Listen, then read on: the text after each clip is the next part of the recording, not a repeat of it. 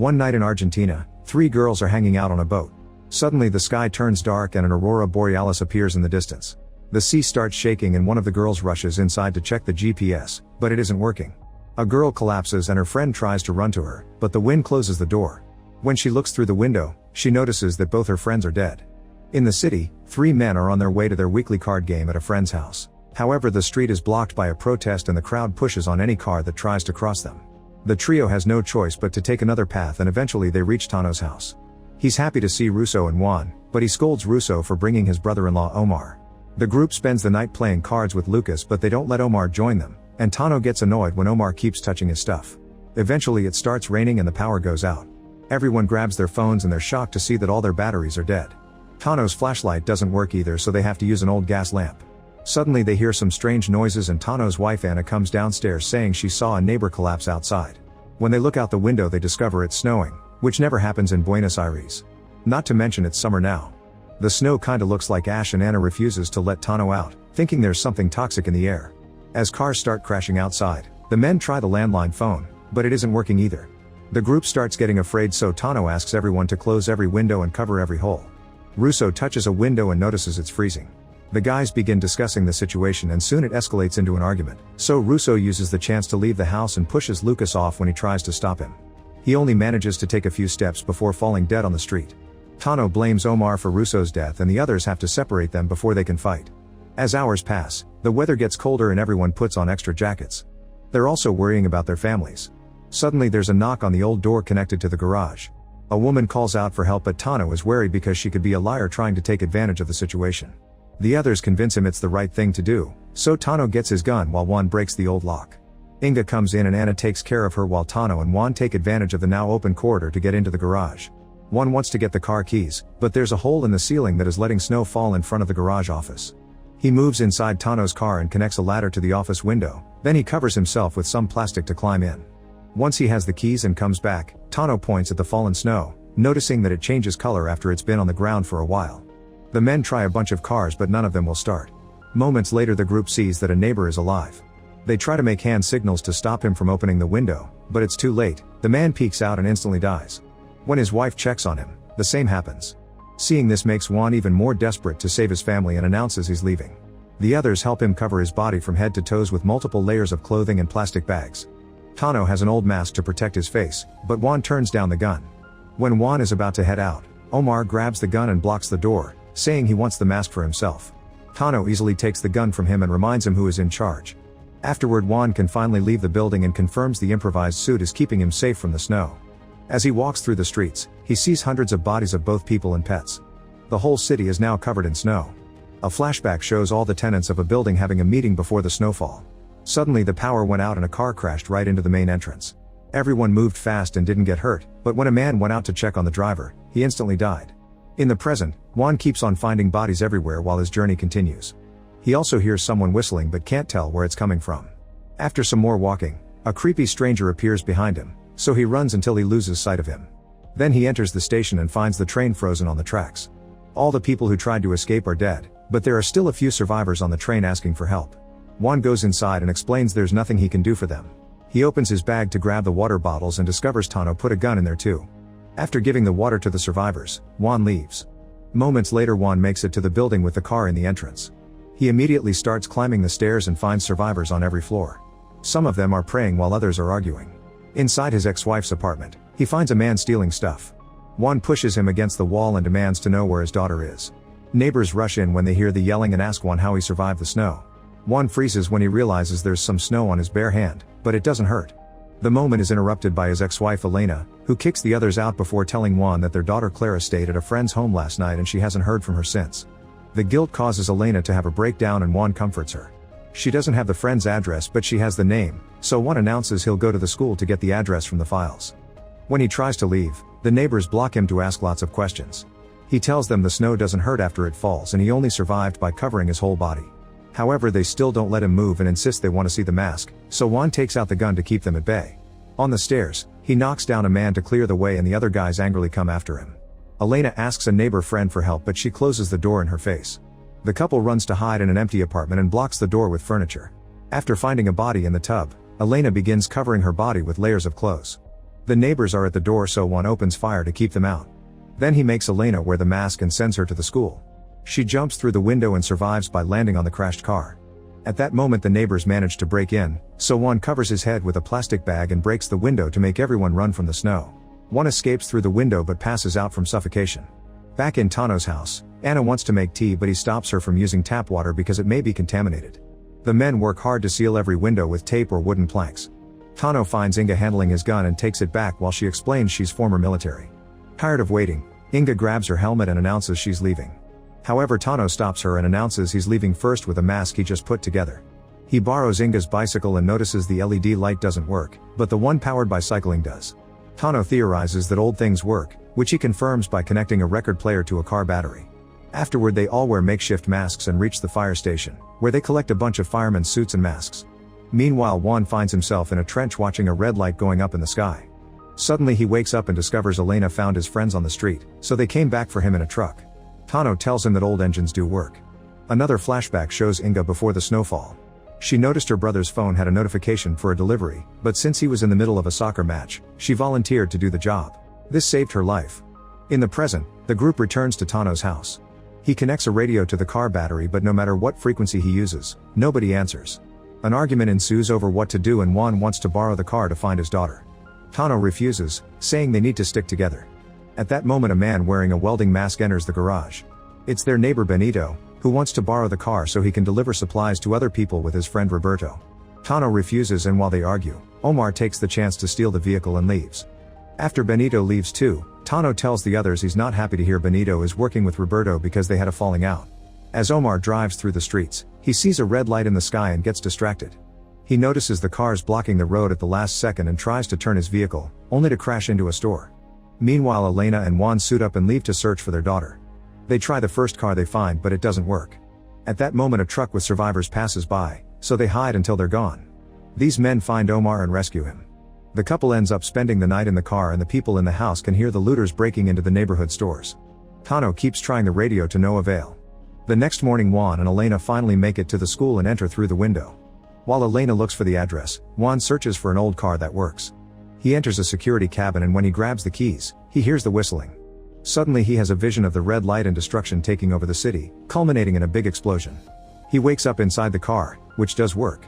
In the school, Elena hears some banging noises and finds Pablo in a closet. His friends locked him up as a prank.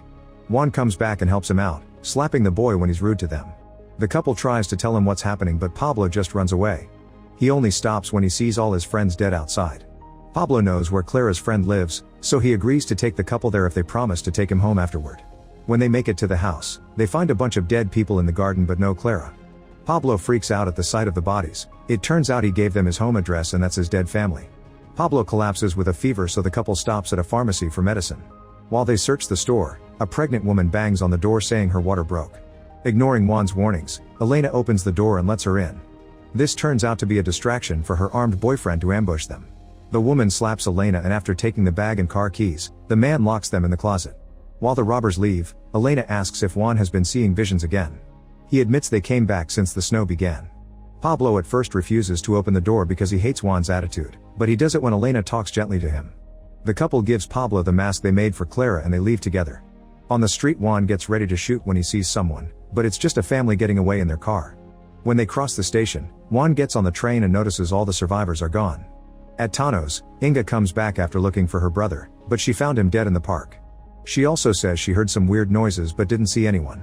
Tano gives her the gun and asks her to protect the house while he and Lucas go out for supplies.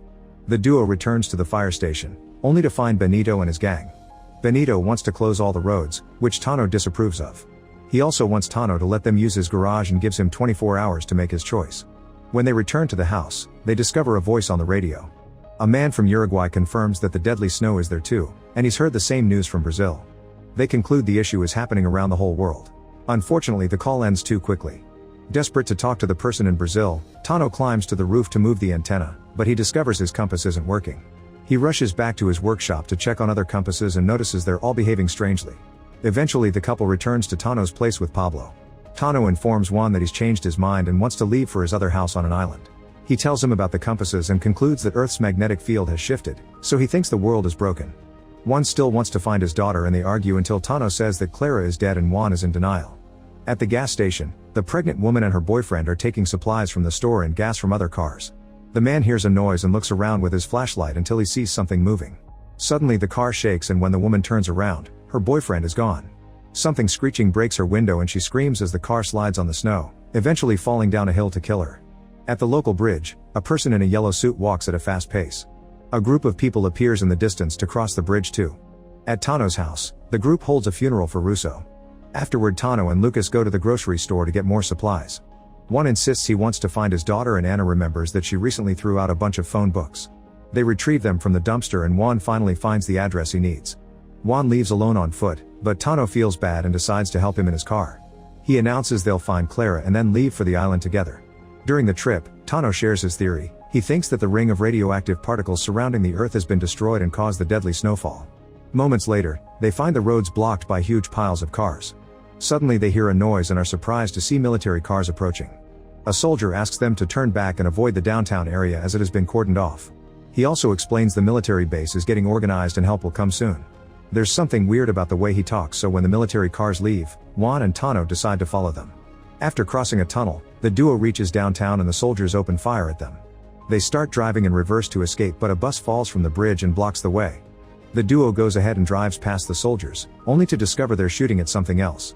It turns out there are giant bugs on the bridge throwing the vehicles and the military can't stop them. When a man appears in the middle of the street, they turn the car to dodge him and the vehicle ends up sliding on snow. As it rolls, Juan has a vision of the red light and his daughter Clara. The car stops when it crashes into a garage. Juan watches the bugs climb down from the bridge and go after the soldiers, capturing them using tentacles and wrapping them in something like cobweb. Tano helps Juan get out of the car and they rush upstairs just in time to avoid the bugs hitting the garage gates. As they move, Juan continues to have visions of the red light and utter destruction. They manage to hide on the roof and after a while, they take a look around to confirm all the soldiers and bugs are gone. Then they come down and take the fallen weapons before continuing their journey. When a bug appears dragging a webbed person, they hide and watch it drag the body into newly built nests. As they continue to move, Tano accidentally slips and hits a dumpster. A bug hears the noise and comes for them, so Juan opens fire, but Tano's gun is stuck. With an accurate shot to the head, Juan kills the bug before it gets too close. Unfortunately, the noise gets the attention of more bugs, so the duo starts running. Some of the beasts chase after them while others feed on the dead bug. Thankfully, a man sees them and waves his hands to show them where to go. When they reach the doors of a church, people from the windows throw Molotov bombs that light the bugs on fire. The man opens the door for them and they take a hidden tunnel into another room while avoiding the bugs in the main church area. They meet a nun who is taking care of a group of survivors that includes Omar. He tries to say that his former friends are dangerous to get them kicked out. The nun won't listen to him and instead takes them to the roof to show them the red lights. Apparently the bugs arrived in them. Tano concludes it's an alien invasion and immediately starts running intending to escape, but the nun stops him because he'll put them all in danger. In the evening, a group of explorers returns with some supplies, but they didn't manage to go too far because of the bugs. Tano believes that more intelligent aliens must be controlling the bugs. Juan tries to sneak out to find his daughter and is seen by Omar, so he grabs him by the neck to shut him up. Omar tells him that a man named Rengo remembers him from the Falkland War, but Juan doesn't recognize him. Then Omar also shares a rumor about a hidden tunnel at the border between downtown and the suburbs. Juan leaves the church through the back door and begins crossing town by climbing on roofs. He sees the red light and has a vision of the bugs marching towards something. In the church, the group is arguing about their next move. Some people want to leave, but the others think it's too dangerous. Juan comes back and announces he's found a working truck, so everyone agrees they must leave before the bugs find them. While the group gathers their supplies and covers themselves up, Juan talks to Rengo, who won't be coming with them. He and the nun are staying because they don't want to slow the group down. Juan tells him about his visions since some of the destruction appears to match images from war, but Rengo hasn't had any. The group carefully crosses the street while the red lights provide visibility. There's a bug nearby, but it doesn't see them. They keep moving until they reach the border and most of the group hides inside a bus while two men start breaking through an old wall to find the tunnel. One of the survivors is a mother with a baby, who at that moment starts crying. The noise gets the attention of the bugs, but fortunately the men finish breaking the wall and the group rushes to hide in the tunnel before they can be found. Juan stays in the bus with the mother, who silences the baby by feeding him. Suddenly the church bells start ringing, which Rengo and the nun are doing on purpose to distract the bugs. While the group crosses the tunnel, Rengo and the nun spread gas all over the church. Once all the bugs are inside, they throw a cigarette to cause a big explosion that lights the building on fire and kills them. At the border, the group reaches the other side and finds the truck Juan saw earlier. However, when they move it, a bug comes out of the car pile. It drags Tano away, but before it can spit the web, the survivors throw a smoke grenade that scares the bug away. There are more monsters coming through the bridge, so one opens fire while everyone runs to get on the truck. The beasts bring down a sign to climb down, but by then the truck is already driving away fast enough that they can't follow. As they leave, they see the church burning in the distance. Another vision shows a younger one attacking the enemy during the Falkland War. A huge explosion caused him to pass out, and in the morning he woke up in the trench surrounded by the bodies of his fellow soldiers. It was snowing and he could hear whistling. When he left the trench, he found his older self staring back at him. In the present, Tano, Juan, and Omar leave the group to return to Tano's house while the survivors continue driving to the military base. They can see people on the roofs, but they ignore them. Once inside, Juan is shocked to find Clara sleeping on Elena's lap just like in his visions. The family has a sweet reunion while Clara explains she came looking for him because she remembered he had his weekly card game here. Meanwhile, Roberto comes with some of Benito's men, saying they heard rumors about the bugs. When Tano confirms it and informs them they're leaving, Roberto offers a deal, his RV for Tano's house and garage, because they think they can fight the monsters. Tano gladly agrees. Once everyone is ready, the group gets in the RV and Tano notices that the yellow suit Clara used to come here is the one from his boat. As they drive away, they have to dodge a crazy car that is desperately trying to escape from town. Eventually the group makes it to the pier, only to discover there's no water and the area is too muddy to drive through the river. On a fisherman's bucket, they notice a fish is still alive. Omar thinks they should also go to the military camp, but Juan and Tano decide they should drive north to try to find water there. If they don't, they'll consider a different plan. Before leaving, Tano goes to check on his boat. As they continue their journey, they see the crazy car from earlier crashed on the side of the road. The family appears to have been shot. When Clara wakes up, they ask her where she got the suit and the mask, but she doesn't remember wearing any of that. After a few hours of driving, they find a big mall where lots of people seem to be hiding, so they decide to spend the night there. While everyone settles down, Juan admits to Lucas that he is troubled by Clara's return because it feels unreal. Lucas just thinks the situation doesn't let him think clearly. During dinner, most people are happily chatting or dancing, but Juan is wary of so many strangers together. When a neurodivergent boy approaches Clara, she freezes for a few seconds before her hands start slapping. Her parents have to help her calm down and take her away to a tent.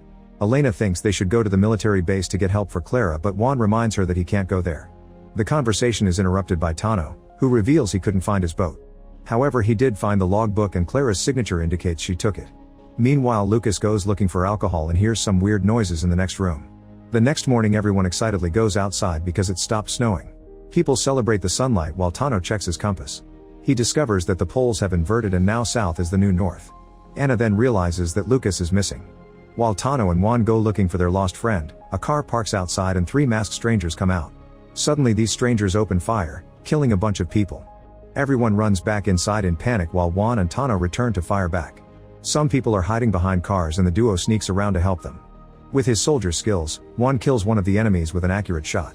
The second attacker checks a dumpster and finds 2 teenagers, but he ignores them and enters the mall. Moving quickly, Juan hides behind a different car and shoots the third stranger, causing the body to fall through a window display. When he unmasks her, he sees her necklace and learns she's the mother of 3 kids. Elena is a doctor and checks on the injured people, including the neurodivergent boy. At that moment, Lucas arrives with soldiers from the military base, saying he found them on the highway. When Tano asks him how he reached the highway, Lucas says he doesn't know. Then Tano checks the RV and discovers the gunfight broke it.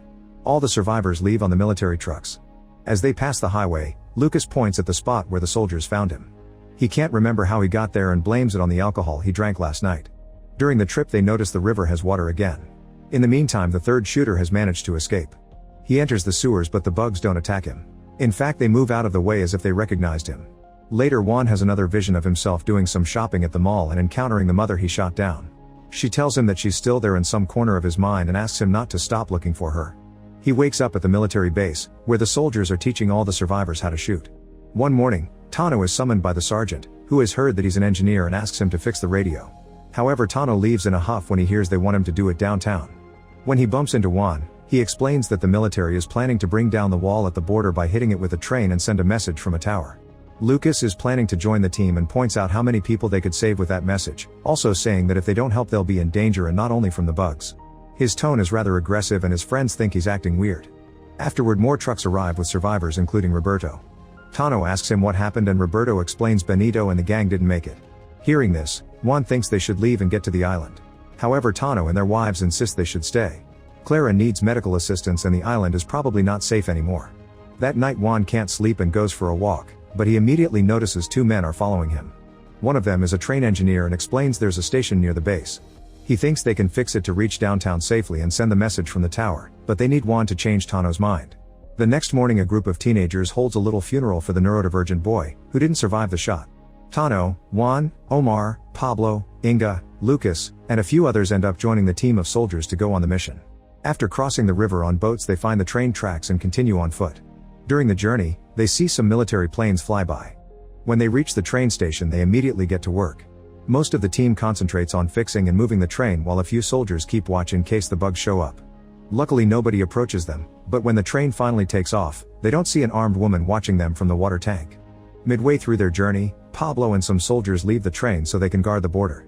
A few moments later the train is getting closer to the car wall and the vibrations cause the bugs to come out of hiding. Everyone holds on as the train starts going faster and Juan sings to distract the team, who soon joins him. The train impacts against the pile and sends all the cars flying, creating lots of smoke and a dirt cloud. The team celebrates their success through their coughing. Once they reach downtown, the team continues to move on foot with the battery and they're surprised to see there are no bugs following them. They also notice that the planes from earlier crashed on the ground. The team splits again, with half of them moving the battery to a radio tower while the others go check the planes. There are missiles in a box and Inga finds a map indicating they were flying to the stadium. Suddenly they see a boy in the middle of the street and when they come out to check on him, they find lots of civilians staring at them with blank faces. At the radio tower, Tano successfully installs the radio and a soldier operator sends out a message telling the survivors they can find help in the military. Back at the base, they pick up the message on their radio and the women notice the teenagers are leaving in a car. Soldiers shoot flares to confirm the message was received and everyone celebrates. The excitement at the radio tower is killed when the group notices a blue glow coming from the stadium. Juan thinks they should go check it out, but a soldier points out that the plane team hasn't come back and they can't risk more people. At the tower entrance, the soldiers keep watch until a man from the plane team returns. Upstairs Juan and his team wait inside an apartment, where they find a deck. They start playing but Lucas isn't as good as usual and fails to remember the gestures involved in the game. When the others tease him, he snaps and grabs a knife, which he uses to stab Omar before running away. Juan and Tano chase him to the roof, where Lucas begins talking about someone listening to radio conversations and disrupting the plan. His friends don't understand his cryptic speech but before they can ask for clarification, Lucas jumps. Tano has a breakdown as he watches his friend die, but Juan tells him to get moving because he's seeing lots of people moving strangely on the street. As they run downstairs, the radio operator and Omar join them, but the guards at the entrance are all unconscious.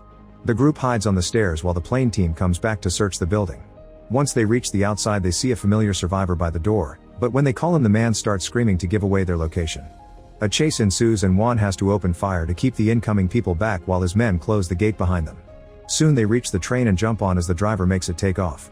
The chasing crowd runs after it but they aren't fast enough. Only one man gets close and Juan shoots him down. During the trip, Juan realizes these people were behaving like the shooters at the mall. However, they let them send the message, so it seems it was a trap. He wants to investigate the stadium and the driver-soldier volunteers to come along, so he teaches Tano how to handle the train. Juan can't help thinking the driver looks familiar. The rest of the group will return to the base to warn the others and take care of Omar's wound. As the duo crosses the town, they hear gunshots in the distance. They search the area and find lots of people standing frozen in the park until some trucks come to pick them up. The bugs are walking around these people, who are shooting weapons as part of their training. Then the duo enters an abandoned building and Juan has his visions again, which show him all the things he's been living the past few days. When they look out the balcony Juan realizes why the soldier looks familiar and his visions match the events. He's already lived all this.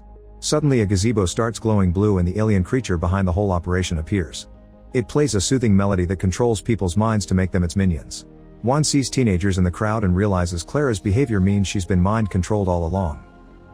Make sure to subscribe and turn on notifications so you can watch more videos like this. Thanks for watching.